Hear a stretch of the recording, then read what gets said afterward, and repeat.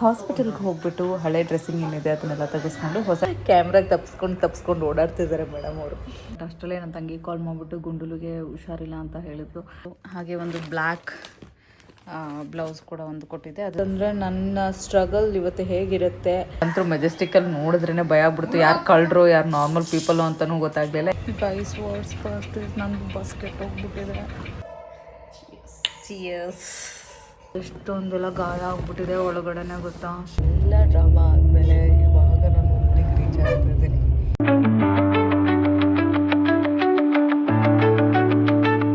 Hello everyone, welcome back to my channel. So ಇವತ್ತು blog start ಮಾಡಿರೋದಕ್ಕೆ actually 2 ಕಾರಣ.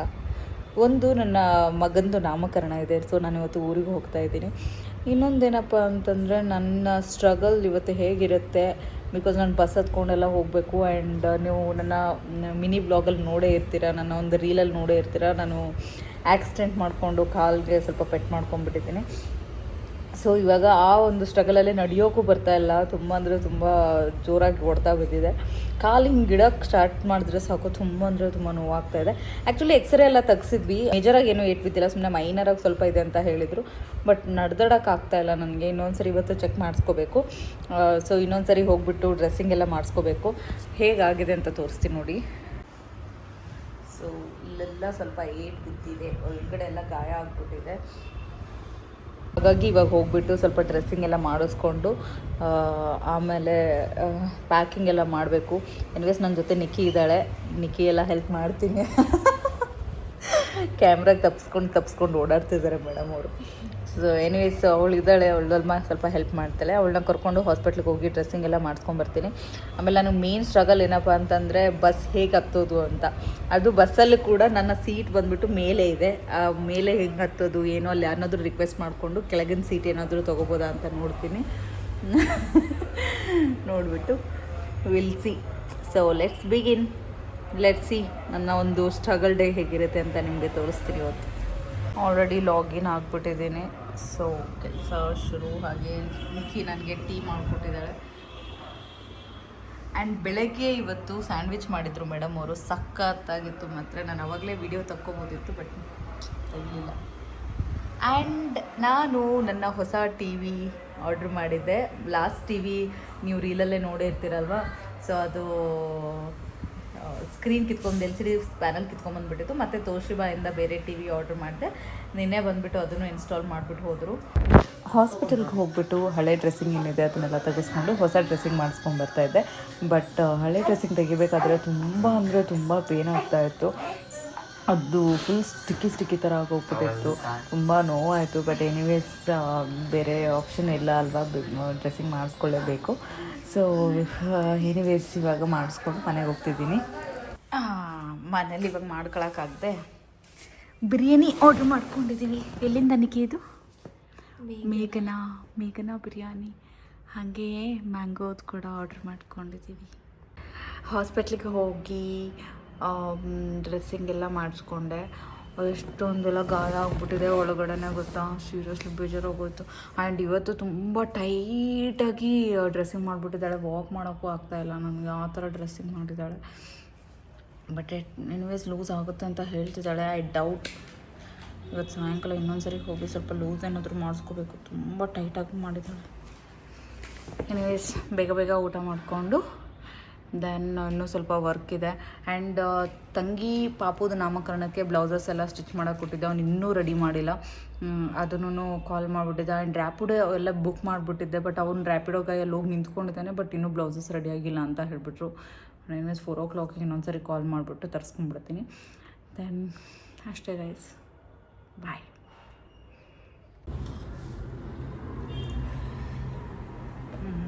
ನೀನು ಭಾಳ ಖಾರ ತಿಂತೀಯ ಅಂತ ಆಯ್ತು ಅಂದಿದ್ರೆ ಹಿಂಗೆ ಬಾಯಿ ಬಂದೈತೆ, ಏನೋ ಸಪ್ಪಗೆ ಹತ್ತಾಗೈತೆ. ನಾನು ಮೊಸರು ಹಾಕ್ಕೊಂಡು ಅದಕ್ಕೆ ಮೇ ಬಿ ಹೆಂಗಾರಾಗಲಿ ಮೇಘನಾದು ಸ್ವಲ್ಪ ಸ್ಪೈಸಿನೇ ಇರುತ್ತೆ. ನಮ್ಮ ಆಫೀಸ್ನಾಗ ಮೇಘನಾ ಫುಡ್ ತರಿಸಿರ್ತೀವಲ್ಲ, ಫುಲ್ ಎಲ್ಲರೂ ಬಾಯಿ ಊದ್ತಾ ಇರ್ತಾರೆ, ಅಷ್ಟು ಖಾರ ಇರುತ್ತೆ.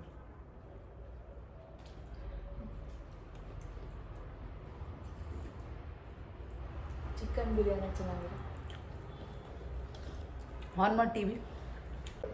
ಬಿರಿಯಾನಿ ಆದಮೇಲೆ ಒಂದು ಒಳ್ಳೆ ಮ್ಯಾಂಗೋ ಜ್ಯೂಸ್ ಆಗಲೇಬೇಕಲ್ವಾ. ಸೊ ಹಾಗಾಗಿ ಸಾಗರಿಂದ ನಾವು ಮ್ಯಾಂಗೋ ಜ್ಯೂಸನ್ನ ಕೂಡ ಆರ್ಡರ್ ಮಾಡಿದ್ವಿ. ಮೂವಿ ಜೊತೆಗೇ ಒಂದು ಒಳ್ಳೆ ಮೂವಿ ನೋಡಿಕೊಂಡು ಇವಾಗ ನಾನು ನಿಕ್ಕಿ ಮ್ಯಾಂಗೋ ಜ್ಯೂಸ್ನ ಎಂಜಾಯ್ ಮಾಡೋಕ್ಕೆ ಹೊರಡ್ತಾ ಇದ್ವಿ.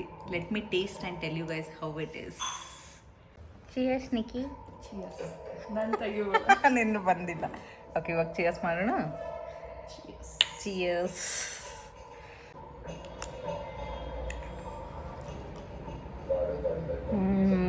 ಚೆನ್ನಾಗೈತಾ?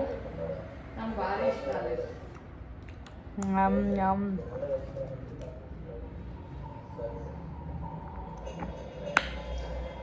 ಖಾರವಾಗಿರೋ ಖಾರ ಆಯ್ತಾ? ಬಿರಿಯಾನಿ ಆದಮೇಲೆ ಕೂಲಾಗಿ ಸ್ವೀಟಾಗಿ ಯಮ್ಮಾಗಿರೋ ಮ್ಯಾಂಗೋ ತಿಕ್ ಶೇಕ್. ಮಸಾಲ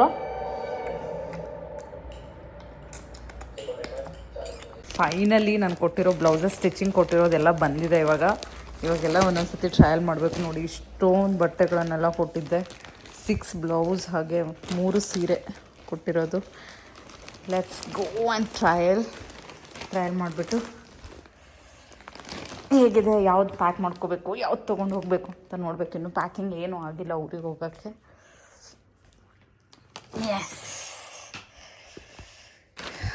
ಇದು ಒಂದು ಸಿಲ್ಕ್ ಸ್ಯಾರಿದೊಂದು ಕೊಟ್ಟಿದ್ದೆ ಬ್ಲೌಸು. ಇದು ಹಾಗೆ ಒಂದು ಬ್ಲ್ಯಾಕ್ ಬ್ಲೌಸ್ ಕೂಡ ಒಂದು ಕೊಟ್ಟಿದ್ದೆ. ಅದು ನಾನು 3/4 ಸ್ಟಿಚ್ ಮಾಡಿಸ್ಕೊಂಡಿದ್ದೀನಿ. ಆ್ಯಂಡ್ ಇದು ಕೂಡ ಒಂದು ಸ್ಯಾರಿ ಇತ್ತು. ಇದು ಕೂಡ ಬ್ಲೌಸ್ ಸ್ಟಿಚಿಂಗ್ ಕೊಟ್ಟಿದ್ದೆ.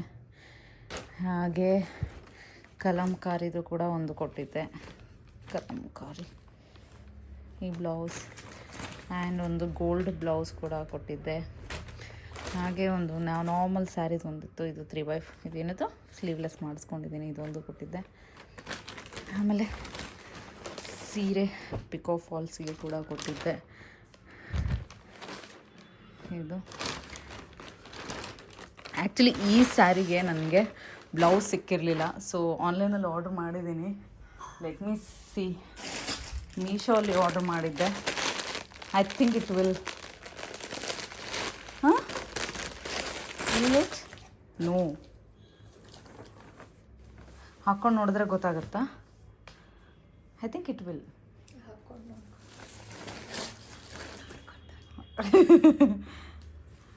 ನೋಡೋಣ, ಹಾಕ್ಕೊಂಡು ನೋಡಿಕೊಂಡು ಮ್ಯಾಚ್ ಆಗುತ್ತೆ ಇಲ್ವ ಅಂತ ಹೇಳ್ತೀನಿ. ಇವಾಗ ನಿಕ್ಕಿ ಟೀ ಪ್ರಿಪೇರ್ ಮಾಡ್ತಾ ಇದ್ದಾಳೆ. ಸೊ ನಾನು ಬೇಗ ಪ್ಯಾಕಿಂಗ್ ಶುರು ಮಾಡಬೇಕು. ಆಲ್ಮೋಸ್ಟ್ ಏನೇನು ಬೇಕು ಅಂತ ಹೇಳ್ಬಿಟ್ಟು ಇದೆಲ್ಲ ಡಂಪ್ ಮಾಡಿಬಿಟ್ಟಿದ್ದೀನಿ. ಸೊ ಇದ್ರ ಪ್ರಕಾರ ನಿಕ್ಕಿ ನನಗೆ ಪ್ಯಾಕ್ ಮಾಡಿಕೊಡ್ತಾಳೆ. ಆ್ಯಂಡ್ ನಾನು ನನ್ನ ಮೇಕಪ್ಗೆ ಏನೇನು ಬೇಕು ಅಂತ ಅನ್ನೋದನ್ನು ರೆಡಿ ಮಾಡ್ಕೋಬೇಕು. ಬಿಕಾಸ್ ಫಂಕ್ಷನಲ್ಲಿ ಐ ಡೋಂಟ್ ಥಿಂಕ್ ಸೊ ನನ್ನ ತಂಗಿ ಹತ್ರ ಎಲ್ಲ ಐಟಮ್ಸ್ ಇದನ್ನು ಇಲ್ವ ಅಂತ ಗೊತ್ತಿಲ್ಲ. ಸೊ ಹಾಗಾಗಿ ನನಗೆ ಎಸೆನ್ಸಿಯಲ್ಲಿರೋದೆಲ್ಲ ಐಟಮ್ಸ್ನು ಇವಾಗ ಪ್ಯಾಕ್ ಮಾಡ್ಕೊಂಡ್ಬಿಡ್ತೀನಿ. ಸೊ ಅಷ್ಟೇ. ಇವಾಗ ಜಸ್ಟು ಸ್ನಾನ ಆಯಿತು ಆ್ಯಂಡ್ ಬ್ಯಾಗ್ ಪ್ಯಾಕಿಂಗ್ ಕೂಡ ಆಯಿತು. ಆ್ಯಂಡ್ ಬ್ಯಾಗ್ ಪ್ಯಾಕಿಂಗ್ ಟೈಮಲ್ಲಿ ನನಗೆ ನಾನು ವಿಡಿಯೋ ಮಾಡೋಣ ಅಂತ ಅಂದ್ಕೊಂಡೆ. ಬಟ್ ಅಷ್ಟರಲ್ಲೇ ನನ್ನ ತಂಗಿ ಕಾಲ್ ಮಾಡಿಬಿಟ್ಟು ಗುಂಡುಲಿಗೆ ಹುಷಾರಿಲ್ಲ ಅಂತ ಹೇಳಿದ್ರು. ಆ ಟೆನ್ಷನಲ್ಲಿ ನಂಗೆ ಸೀರಿಯಸ್ಲಿ ಏನು ಪ್ಯಾಕ್ ಮಾಡಿದ್ದೀನೋ ಏನೂ ಗೊತ್ತಿಲ್ಲ. ಐ ಜಸ್ಟ್ ಲೈಕ್ ಥರ ಬ್ಲ್ಯಾಂಕಾಗಿ ಹೋಗ್ಬಿಟ್ಟಿದ್ದೆ. ಆವಾಗಿಂದನೂ ನಾನು ಕಾಲಲ್ಲೇ ಇದ್ದೆ ತಂಗಿ ಜೊತೆಗೆ ಆ್ಯಂಡ್ ಮಮ್ಮಿ ಜೊತೆಗೆ. ಹೋಗಿ ಬನ್ನಿ ಹಾಸ್ಪಿಟ್ಲಿಗೆ ಅದು ಇದು ಅಂತ ಏನೋ ಹೇಳೋದ್ರಲ್ಲೇ ಇದ್ದೆ. ಎನಿವೇಸ್ ಪ್ಯಾಕಿಂಗ್ ಎಲ್ಲ ಮುಗೀತು. ಆ್ಯಂಡ್ ಇವಾಗ ಜಸ್ಟ್ ಸ್ನಾನ ಕೂಡ ಮಾಡಿದೆ. ಸ್ನಾನ ಕೂಡ ಮಾಡೋಕ್ಕೆ ಎಷ್ಟು ಪ್ರಾಬ್ಲಮ್ ಅಂದರೆ ಬಿಕಾಸ್ ಅದೆಲ್ಲ ಕವರ್ ಮಾಡಬೇಕಿತ್ತು. ಪ್ಲಾಸ್ಟಿಕ್ ಕವರಿಂದ ಕವರ್ ಮಾಡಿಬಿಟ್ಟು ನೀರು ಬಿಡಬಾರ್ದು ಅಂತ ಹೇಳಿದರು ಡಾಕ್ಟರು. ಸೊ ಅದೆಲ್ಲ ಮಾಡಿಕೊಂಡೆ. ಇವಾಗ ನಿಕ್ಕಿ ನನಗೆ ಸ್ವಲ್ಪ ಕಾಂಪ್ಲೆಕ್ಸು ಅದೇನಾದರೂ ಕೊಡ್ತೀನಿ ಅಂತ ಅಂದು. ಬಿಕಾಸ್ ಎಷ್ಟೊಂದು ಟ್ಯಾಬ್ಲೆಟ್ಸ್ ತೊಗೊಳೋದಿದೆ. ಸೊ ಟ್ಯಾಬ್ಲೆಟ್ಸ್ ಎಲ್ಲ ತೊಗೋಬೇಕು.